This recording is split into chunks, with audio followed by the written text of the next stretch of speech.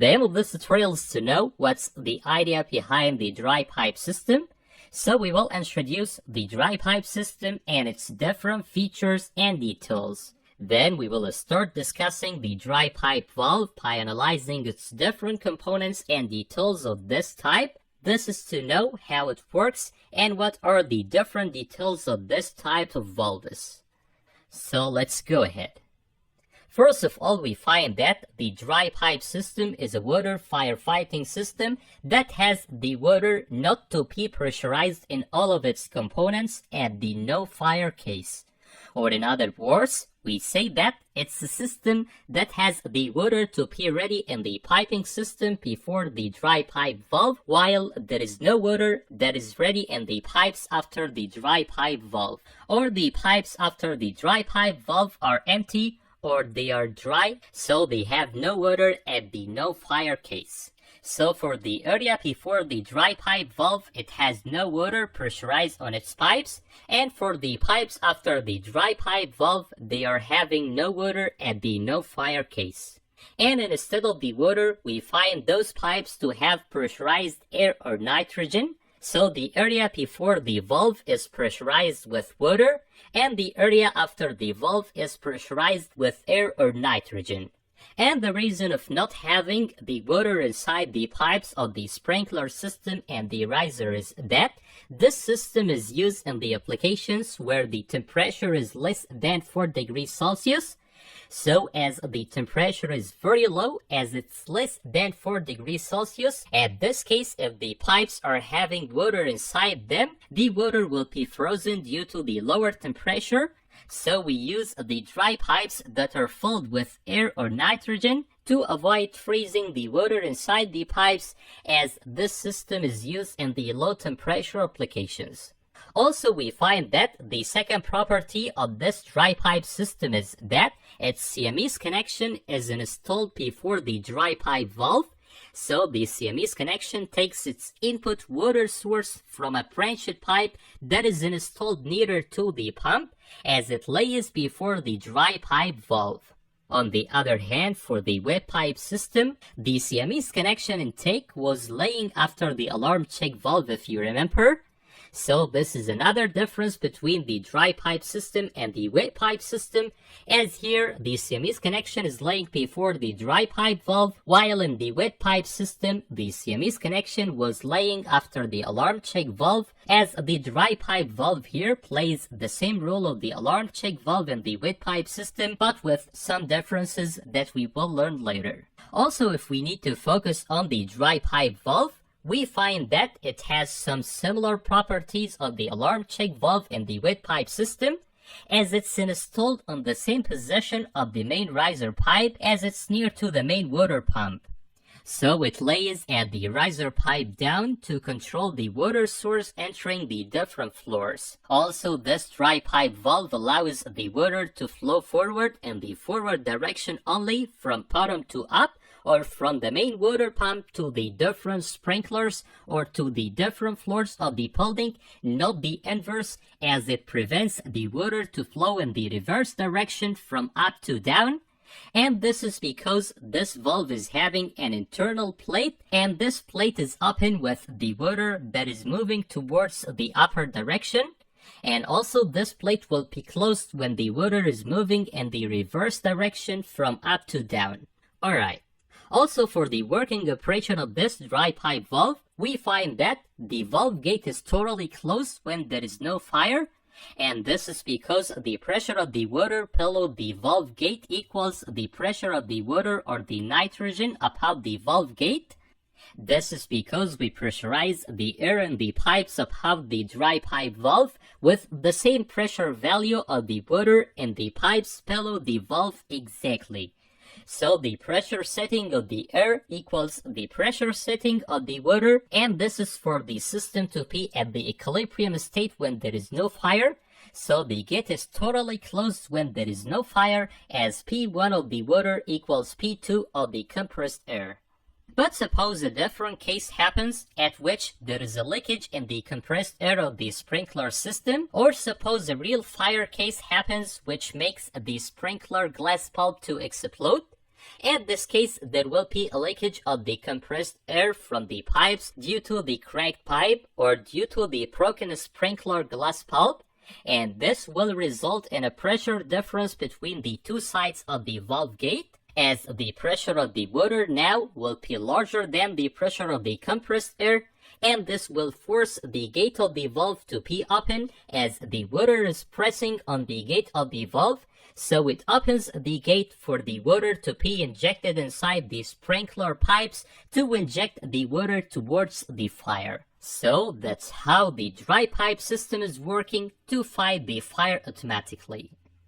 More than great. The aim of this tutorial is to continue discussing the dry pipe valve by analyzing its different components and details to know how it works and what are the different details of this type of valves. So let's go ahead.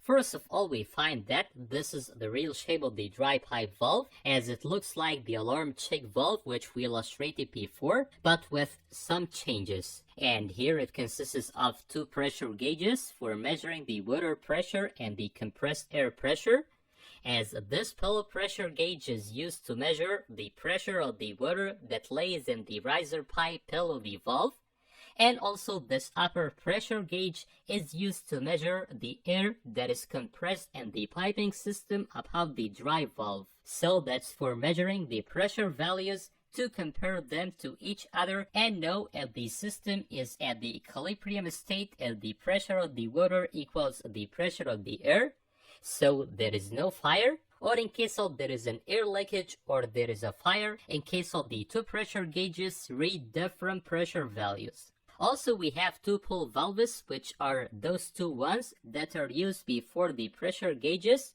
and this is to control the water and the air flow to the pressure gauges, as if we need to do the maintenance process for the pressure gauges, we will open those pull valves for the water and the air in case of we need to do the maintenance process for the pressure gauges or if we need to replace them. Alright. Also, the next component we have in the dry pipe valve is the drain valve, as we have this drain pipe that is branched from the main riser pipe to drain the residual water inside the pipes after the firefighting process ends. As in case of the fire, the water is injected inside all of the piping system, but after the fire ends, we need to return back to the normal state of the system to have no water above the dry pipe valve, and for this purpose we use the drain pipe to drain the residual water inside the pipes after the firefighting process ends to compress the pipes above the valve again with the air or the nitrogen. And for this purpose, we use this drain valve to control the flow of the water inside the drain pipe, as we close this valve in case if we need to drain the water above the valve. After that, the next element we have is the pressure switch, and this pressure switch is used to measure the pressure of the air above the valve, as at the fire case there will be a leakage of the compressed air. So the pressure switch will send a lower pressure value, hence it will send a signal to the fire alarm control panel, and this fire alarm control panel will send a signal to the firefighting system to run the water pump to inject the water inside the piping system to fight the fire.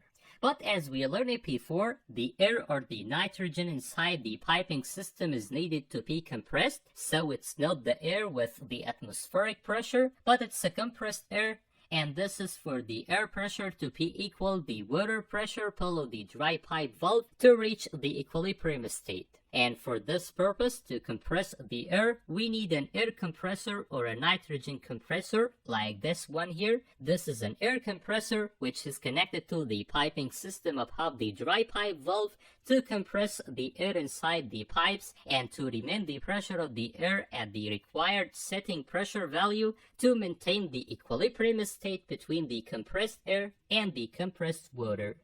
Also, this compressor is used to supply the piping system in case of the air leakage. This is as a result of any penetration or any crack inside the pipes. In this case, the compressor supplies the system with the required air, but in case of the leakage of the air continuous, indicating that there is a fire, In this case, the jockey pump works firstly to supply the system with the required water to fight the fire, and in case of the pressure is still being decreased although the jockey pump is supplying the system with the water, this means that the jockey pump doesn't supply the system with the required GBM value. So what happens at this case is that the main pump will work to supply the system with the total required GBM value. Alright, now the last component we need to discuss in the dry pipe system is the dry pipe valve accelerator. And this dry pipe valve accelerator is a device used to accelerate the working operation of the dry pipe valve in case of the fire. So this accelerator works to accelerate the response of the dry pipe valve gate to open it fastly in case of the fire to inject the water inside the riser to the different zones of the system. And this is because in case of there is a fire and the sprinkler glass bulb explode, in this case the air leakage takes a time for the valve to recognize the change in the pressure of the air, or as the air leakage rate is slow in case of the sprinkler glass valve explode, or the change in the drop in the compressed air pressure takes a larger time in the leakage case. But the problem here is that we need the system to respond to the fire fastly to fight it, as the delay may make the fire to increase.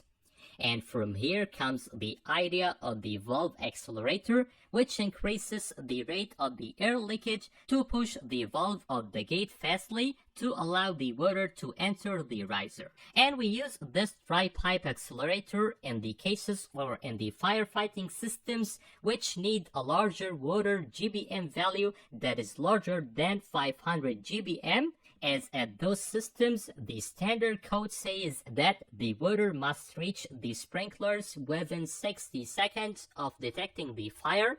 So the maximum duration that the water can take to reach the fire is 60 seconds from the instance of detecting the fire. And to avoid this condition, or for the water injection duration not to exceed 60 seconds, we use the dry pipe valve accelerator, which accelerates the leakage process of the air to open the gate of the dry pipe valve fastly. So this dry pipe valve accelerator is installed on the dry pipe valve, as in case of the fire, the sprinkler glass bulb explodes to allow the compressed air or the nitrogen to go out of the sprinkler. So the accelerator will sense now that there is a leakage in the air, hence it will accelerate the leakage process of the air to allow a larger difference between the air pressure and the water pressure. This is to push the gate of the valve fastly for injecting the water for the different sprinklers towards the fire.